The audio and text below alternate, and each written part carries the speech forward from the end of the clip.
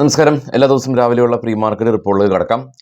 അങ്ങനെ കാർമേഘങ്ങൾ ഒഴിയാതെയാണ് Indian market മുന്നോട്ട് പോകുന്നത്. ആകെയുള്ളൊരു ശുഭപ്രതീക്ഷ നമുക്കുണ്ടായിരുന്നത് ഇന്നലെ നമ്മുടെ മാർക്കറ്റ് ക്ലോസ് ചെയ്ത സമയത്ത് യൂറോപ്യൻ US മാർക്കറ്റുകൾ പോസിറ്റീവായ രീതിയിൽ ട്രേഡ് ചെയ്യുന്നതാണ്. എന്നാൽ നാസ്ഡാക്കും ഡോയും US മാർക്കറ്റ് ഒരു സിംഗിൾ ഡേ കൊണ്ട് ഒരു വലിയൊരു സെൽ ഓഫ് ഇന്നലെ കണ്ടു. ഡോയെല്ലാം തന്നെ 600 പോയിൻറ്റിൻ്റെ ഒരു ഇടിവ് രേഖപ്പെടുത്തി.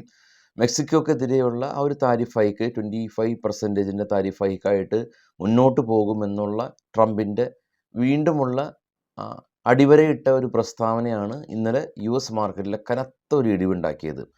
യഥാർത്ഥത്തിൽ നമ്മുടെ മാർക്കറ്റ് ഇന്നലെ ക്ലോസ് ചെയ്തതിന് ശേഷം ഗിഫ്റ്റ് നിഫ്റ്റി 150ഓളം പോയിൻ്റ് റാലി രേഖപ്പെടുത്തിയ ഒരു അവസ്ഥയിലാണ് ഉണ്ടായിരുന്നത്.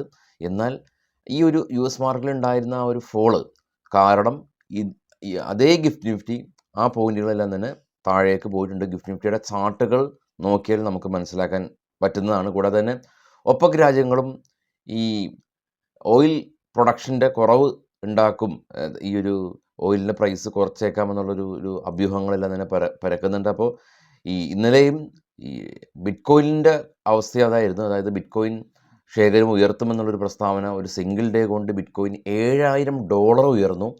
പിന്നീട് അതേ ബിറ്റ്കോയിൻ $7,000 ഇടിഞ്ഞു.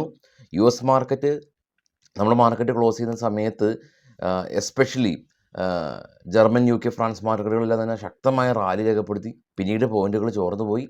US മാർക്കറ്റും ശക്തമായ റാലി രേഖപ്പെടുത്തി. പിന്നീട് പോയിന്റുകൾ ചോർന്നു പോയി. ഇന്ത്യൻ ഗിഫ്റ്റ് നിഫ്റ്റിയും ഏകദേശം 170 പോയിൻറ്റിൻ്റെ റാലി രേഖപ്പെടുത്തി. അതും ചോർന്നു പോയി ഒരു അവസ്ഥയിലാണ് ഉള്ളത്. അപ്പോൾ ട്രംപിൻ്റെ ഇപ്പോൾ കമൻറ്റിൽ നിങ്ങളൊക്കെ പറയുന്ന പോലെ തന്നെ അദ്ദേഹത്തിൻ്റെ ഓരോ പ്രസ്താവന അനുസരിച്ച് മാർക്കറ്റിൽ വലിയ തോതിലുള്ള റിയാക്ഷൻ ഉണ്ടാവാറുണ്ട്. ഗ്ലോബൽ മാർക്കറ്റിൽ നോക്കാം. ഏറ്റവും താഴെ US വിക്സ് ഏറ്റവും താഴെ കാണാം. US വിക്സ് ഒരു സിംഗിൾ ഡേ കൊണ്ട് 15% സ്പൈക്ക്. Nasdaq 2.6% fall. ടെക്നോളജി ഇൻഡെക്സാണ് നാസ്ഡാക്ക്. ഡോ 648 അഥവാ 1.5% ഫോള്. യൂറോപ്യൻ മാർക്കറ്റെല്ലാം തന്നെ പോസിറ്റീവിൽ ക്ലോസ് ചെയ്യാൻ സാധിച്ചു. ഇപ്പോൾ ട്രേഡ് ചെയ്യുന്ന ഏഷ്യൻ മാർക്കറ്റ് ഏറ്റവും ടോപ്പിൽ പോകുകയാണെങ്കിൽ ബിറ്റ്കോയിനെല്ലാം തന്നെ ഇടിവിലാണ് ഉള്ളത്. US മാർക്കറ്റിൽ ലിസ്റ്റ് ചെയ്ത US കമ്പനികളുടെ പ്രകടനം നോക്കുകയാണെങ്കിൽ ഏറ്റവും ടോപ്പിൽ നിന്ന് രണ്ടാമത് NVIDIA എല്ലാം തന്നെ 9%, Amazon 3.5, Google, Apple, Facebook, Microsoft, Tesla, Intel, Netflix എല്ലാം തന്നെ കനത്ത ഇടിവിലാണ് ക്ലോസ് ചെയ്തത്.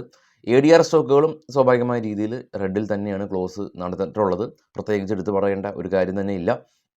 അപ്പോൾ പ്രധാനമായിട്ടും ഇന്നലെ US നിന്ന് 2 എക്കണോമിക് ഡേറ്റാസ് വന്നിട്ടുണ്ടായിരുന്നു. ഒന്ന് ഹൗസിംഗ് സെയിൽസ് ഡേറ്റയും കൂടാതെ തന്നെ അൺഎംപ്ലോയ്മെൻറ്റ് ഡേറ്റയും. അപ്പോൾ ഹൗസിംഗ് സെയിൽസ് ഡേറ്റ കുറഞ്ഞു, അൺഎംപ്ലോയ്മെൻറ്റ് ക്ലൈം ചെയ്തു, അതായത് കൂടി എന്നുള്ള ആ ഒരു ന്യൂസും ഇന്നലെ US മാർക്കറ്റ് ഇടിയാനായിട്ട് ഒരു റീസൺ ആയിട്ടുണ്ട്. അപ്പോൾ ഇതാണ് ഇപ്പോഴുള്ള ഒരു സെൻറ്റിമെൻറ്റ്സ്, ഗ്ലോബൽ സെൻറ്റിമെൻറ്റ്സ് ഇതാണ്. ഇനി ഇന്ത്യയിലേക്ക് വരുമ്പോൾ, ഇന്ത്യൻ മാർക്കറ്റിലേക്ക് വരുമ്പോൾ പ്രത്യേകിച്ച് ഒരു കമൻറ്റ് പറയേണ്ട കാര്യമില്ല. നമ്മളെല്ലാ ആൾക്കാരും ഫേസ് ചെയ്യുന്ന കാര്യമാണ്. കുറച്ചുകൂടെ സ്റ്റോക്കുകളുടെ വാർത്തകളിലേക്ക് പോകുകയാണെങ്കിൽ ഈ IEX, ഇന്ത്യൻ എനർജി എക്സ്ചേഞ്ച്, ഇവരുടെ വോളിയം 9% ഇയർ ഓൺ ഇയർ വർദ്ധിച്ചത് കാണാൻ സാധിക്കുന്നുണ്ട്. ഇന്നലെ നമ്മുടെ മാർക്കറ്റിലെ മിഡ് ക്യാപ്പ് എല്ലാം തന്നെ 0.8% ഒരു റാലി കണ്ടിരുന്നു. അത് മാത്രമാണ് നമുക്കൊരു പോസിറ്റീവായിട്ടുള്ളത്. അപ്പോൾ IEXൻ്റെ ന്യൂസ് നമ്മൾ കണ്ടു. IEX എന്താ, ട്രേഡിംഗ് വോളിയം 9% ഒരു വർധനവ് കണ്ടു. ഇത് സ്റ്റോക്കുകളുടെ വാർത്തകൾ മാത്രമാണ്, ഇതൊരു ബൈ സെൽ റെക്കമെൻഡേഷൻ അല്ല. ഇൻഡിഗ്രിഡ് ഇൻവെസ്റ്റ്മെൻറ്റ് കമ്പനി ഇവർക്ക് 195 കോടി രൂപയുടെ ഒരു ഓർഡർ REC പവറിൻ്റെ ഭാഗത്ത് നിന്ന് ലഭിച്ചു. ഇൻഡിഗ്രിഡ് ഇൻവെസ്റ്റ്മെൻറ്റ് കമ്പനിക്ക്. ASK ഓട്ടോമൊബൈൽ കമ്പനി നമ്മൾ ഇന്നലെ ഡിസ്കസ് ചെയ്തതാണ്. ഇവർ തായ്വാൻ ബേസ്ഡ് ആയിട്ടുള്ളൊരു കമ്പനിയായിട്ട് ഒരു പുതിയ ബിസിനസ് കോൺട്രാക്റ്റ് സൈൻ ചെയ്തു. എംബസി ഓഫീസ് പാർക്ക്, RET കമ്പനിയാണ് എംബസി ഓഫീസ് പാർക്ക്. അപ്പോൾ അവർ ബാംഗ്ലൂർ മെട്രോയിൽ 100 crores ഇൻവെസ്റ്റ് ചെയ്യാനായിട്ട് കമ്പനി തീരുമാനിച്ചിട്ടുണ്ട്. Embassy office park. RBL ബാങ്കിനെ സംബന്ധിച്ച് ഉള്ളൊരു ന്യൂസ് ഉള്ളത്, ഇവരുടെ ഓഫീസിൽ GST അതോറിറ്റീസ് ഇൻസ്പെക്ഷൻ നടത്തി, സെർച്ച് നടത്തി എന്നുള്ള ന്യൂസ് ആണ് RBL ബാങ്കിനെ സംബന്ധിച്ചുള്ളത്.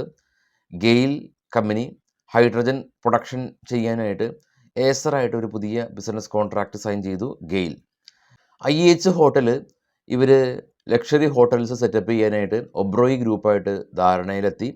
ഗ്രാനുൽസ് ഇന്ത്യ കമ്പനി, ഇവരെ സംബന്ധിച്ചുള്ള ന്യൂസ് ഉള്ളത് LIC ഗ്രാനുൽസ് ഇന്ത്യയുടെ, LIC ഒരു നിക്ഷേപ കമ്പനിയാണല്ലോ.